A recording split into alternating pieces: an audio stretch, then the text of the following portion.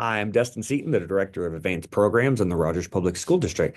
Thank you for joining us for this Parent Information Night that we wanted to review three things: the pre-ACT results of your student that we took back in October, the high school graduations and what's next to plan for high school and beyond, and then a quick overview of the Rogers Honors Academy. So this is part one, which is the pre-ACT overview. So your students were selected to take the pre-ACT because they are identified as the top 20% of their middle school. So I've identified all of our top 20% students and encouraged them to take the pre-ACT so we could start working and preparing them for high school and college and beyond. So as part of the Rogers Honors Academy, we decided to recruit and drop down into the middle schools because we understand, just like in athletics, we have to start recruiting and preparing kids for high school and beyond as early as possible. So seventh and eighth grade was a great time to start with the pre-ACT because if we want to get our kids admitted to our top colleges, universities, or excellent careers, they really need to start planning as early as possible to explore, excel, and transform with the Rogers Honors Academy. So what is the pre-ACT? It's basically a high stakes test mirroring the actual ACT in a low stakes environment. So we didn't want your child to jump full-fledged into the actual ACT, which costs about $69 versus the pre-ACT, which costs about $18. That's something that the Rogers Public School Advanced Program Department wanted to provide for you and your child, so that way we can create a baseline of your child's knowledge and the content and skills needed to be successful on their college admissions exams. The pre-ACT, though, it is an 8-9, which means it's designed for eighth and ninth graders. But we wanted to, again, challenge your seventh and eighth graders in the Rogers Public Schools because we start with the pre-ACT in seventh and eighth. Then we do the PSAT to get students eligible and ready for the National Merit Qualifying Exam, their 11th grade year.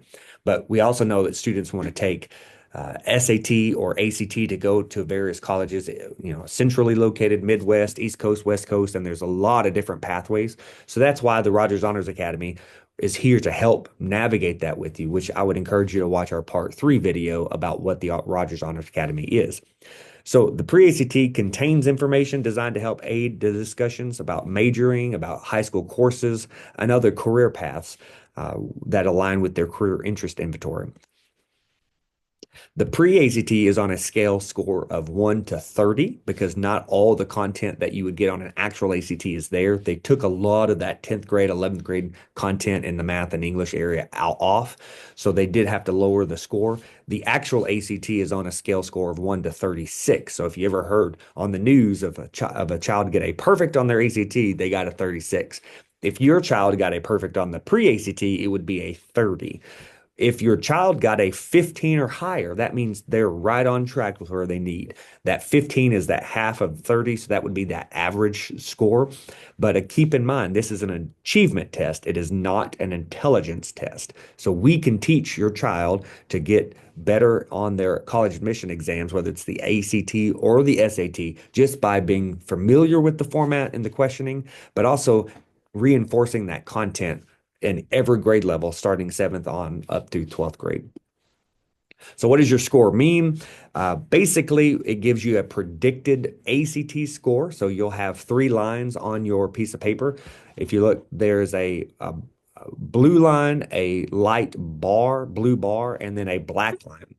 The black line basically is that national benchmark level. So if your student is above that black mark, that's great. That means they're above their national peers on the same age group. That blue line is where they actually performed on that assessment that we took online back in October uh, for the pre-ACT, and that light blue bar would be like a range. So assuming your child took this test 100 times, the highest they would potentially score or the lowest they would potentially score in that range. You don't want a big range because that generally means your child probably was guessing a lot and there's not consistency in how well they did. I mean, that's okay. We can tighten that up. Again, these are 7th and 8th graders. It is okay. So they also get a predicted ACT composite score. And one of the unique things about the pre-ACT and the ACT now is that you can take these as many times as you want. Oftentimes, I think the eight or nine times is probably the most that we've seen, and I wouldn't encourage much more than that. But we definitely encourage your students to take it at least one time, the full ACT experience, sometime in ninth or 10th grade. In the 11th grade, every junior in the Rogers Public School District will be given the ACT in February. This year it is online, and so we also wanted to make the pre-ACT online.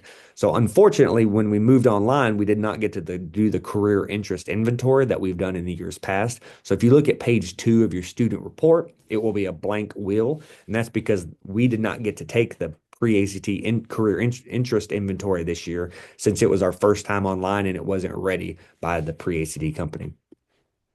So what does your score mean? Again, this is just a benchmark of where they are, a baseline of where they are right now.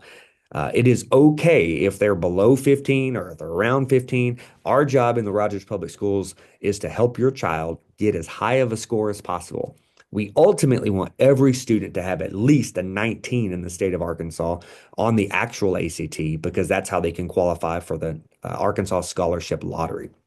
If they're not there yet, that is okay.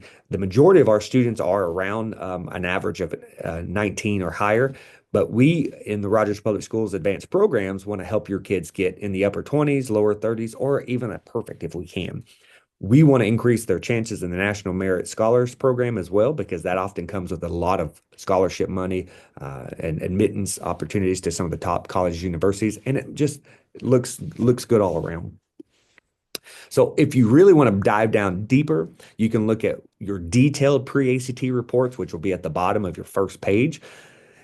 The 4 sections that we took, math, science, English, and reading, have subsections that I would encourage you to look at. And notice, like, for example, the science section on the screen. The students on this test took 6 out of 10 questions about interpretation of data and got 60% correct, which is great. But of the scientific investigation, they got 0 out of 7. So if I were a parent of this student or a teacher of this student, I would look at ways of increasing the scientific investigation type of questions that are presented on the actual ACT to increase that score. You could do the same thing with reading, like 7 out of 11 in key ideas, or English productions like knowledge of language, you only got 1 out of 5. Those are areas where we can focus and start pinpointing to increase your score. And on the actual ACT, you can also do subsections where you want to just take the math or just take the English to increase your score. But the super score is something that is a newer concept, which means if you took the ACT, the full ACT, and you wanted to really hone in on your math this time, and you got a really good math score this time, and then the next time you took the ACT, you did a really good English score, they will take the best sub-scores of those detailed subsections and average out a new super score composite to help increase your overall ACT performance. So that's good to know, because now as a 7th grader, you have 7th, 8th, 9th, 10th, 11th, and 12th. So 6 years to increase your ACT to get as high of a score as possible to get into a college of your choosing, and or scholarship money, which is often associated with those SAT or ACT scores. So the next part will be Ms. Tina McClure to talk about the graduation requirements and other program options. I encourage you to click out her portion. And thank you for joining us. If you have any questions, feel free to reach out and talk to us.